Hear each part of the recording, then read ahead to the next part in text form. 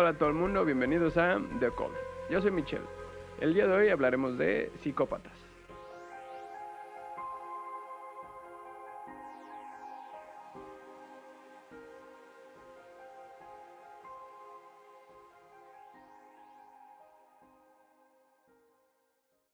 Bueno, al escuchar la palabra psicópata, seguramente la primera imagen que se nos viene a la mente a todos es la de algún personaje de Hollywood o de alguna serie de investigación y crimen, en donde el personaje pues, es prácticamente todo menos humano, es decir, es súper inteligente, prácticamente tiene fuerza, si quieres decirlo así, sobrehumana, puede tener un gusto enfermizo por la música clásica y un hambre voraz por la sangre. Pero bueno, dentro de todo esto también podemos hacer mención de un gran personaje del cine, el cual ha sido Hannibal Lecter, que me imagino que para los que crecimos en algún momento viendo esas películas en el Canal 5, esto sentó las bases para nosotros de lo que un psicópata debería ser, o cómo debería verse, o cómo actuar. Sin embargo, debemos tener en cuenta que la vida real puede ser un poco diferente a lo que vemos en las películas. Primero debemos recordar que en el cine generalmente se exageran algunos elementos para poder obtener alguna reacción emocional más grande por parte del público. Y esto a veces puede llevar a las cosas al absurdo. Entonces, falta poco para poder decir, un psicópata flotó sobre mí y voló un auto con su rayo láser. Pero bueno, ya hablando en serio, si esos no son propiamente psicópatas, entonces, ¿quiénes son o cómo lucen? Bueno, la respuesta no es sencilla, ya que debemos entender que detrás de todas esas etiquetas de monstruos dadas por la sociedad y Hollywood, se encuentran seres humanos como cualquiera de nosotros, es decir, personas con familias, relaciones interpersonales, trabajos, y aquí la cuestión es que tienen un funcionamiento diferente al nuestro, o al menos en algunos puntos clave, o eso es lo que dice la ciencia. En este punto puede surgir la pregunta, ¿de dónde viene todo esto? Bueno, la respuesta tampoco es sencilla. Para empezar, debemos recordar que todo parte de algún punto. Es decir, no es que alguien se levante un día y diga, bueno, voy a comenzar mi carrera de criminal de la nada, o al menos no es tan común. Y aunque no existe una respuesta única para ello, según indican Ford y Burke, la psicopatía puede tener sus primeras expresiones en los primeros años de vida. Para ello se puede encontrar que para poder hablar de psicopatía en la adultez o poder realizar el diagnóstico de trastorno antisocial de la personalidad, debe existir evidencia de trastorno de conducta o trastorno disocial, los cuales podrían considerarse las primeras señales de alarma o que serían los indicadores más tempranos de una persona que podría desarrollar TPA o lo que generalmente muchas personas conocen como psicopatía. Robert Hare, estudioso de la psicopatía, llegó a describirlos como depredadores de su propia especie, ya que son encantadores, manipuladores, violentos, y eso con el fin de obtener un beneficio o placer. También enumeró otras características como tener poca consideración hacia el sufrimiento ajeno, también son capaces de tomar decisiones con gran frialdad, llegando a violar las normas sociales sin sentir el mínimo remordimiento.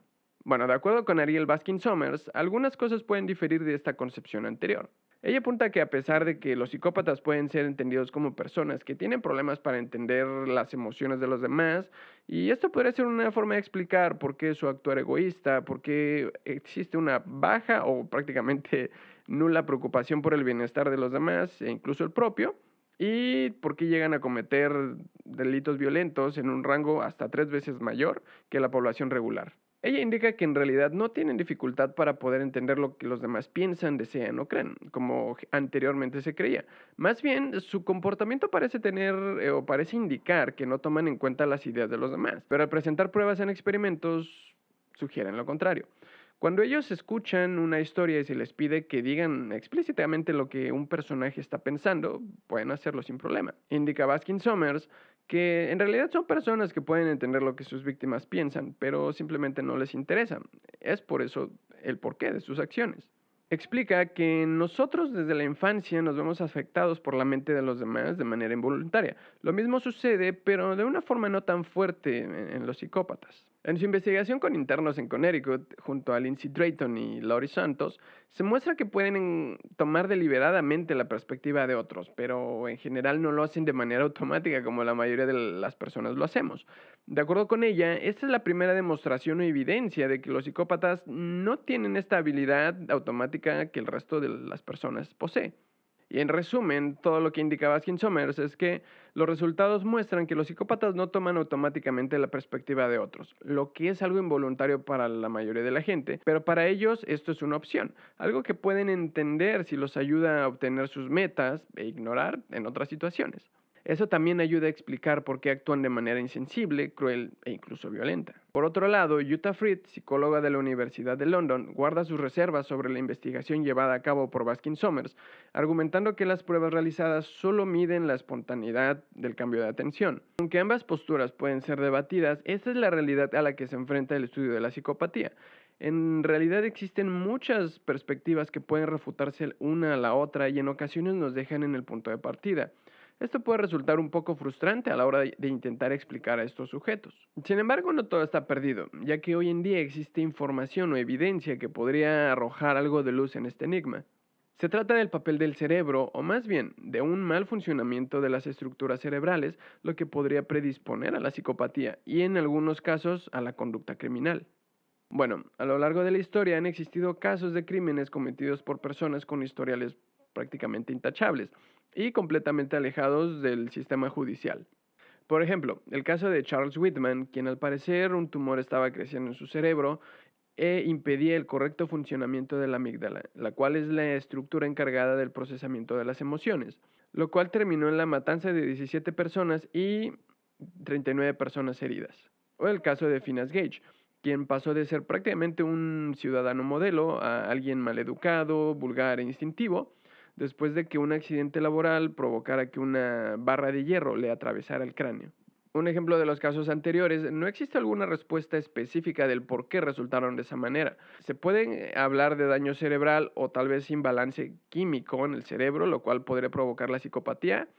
Bueno, pues tampoco resulta fácil responder a esa pregunta. Por un lado, se encuentra la acción de los neurotransmisores. Un ejemplo de ello es la serotonina, o también llamado la hormona de la felicidad, la cual está relacionada con comportamientos agresivos, también la adicción al alcohol y tendencia al suicidio. Por otro lado, el cortisol también se ha relacionado a la psicopatía, ya que puede existir una baja producción de este neurotransmisor en estas personas, ya que no se ven afectados o al menos pareciera que no sufren los efectos del estrés o el miedo.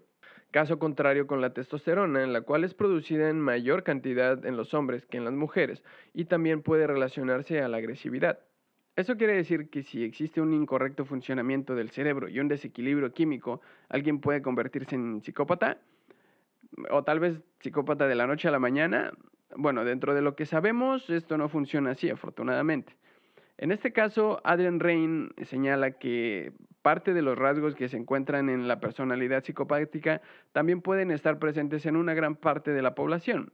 Y esto quiere decir que el hecho de poseer un rasgo no significa que vamos a poseer un trastorno.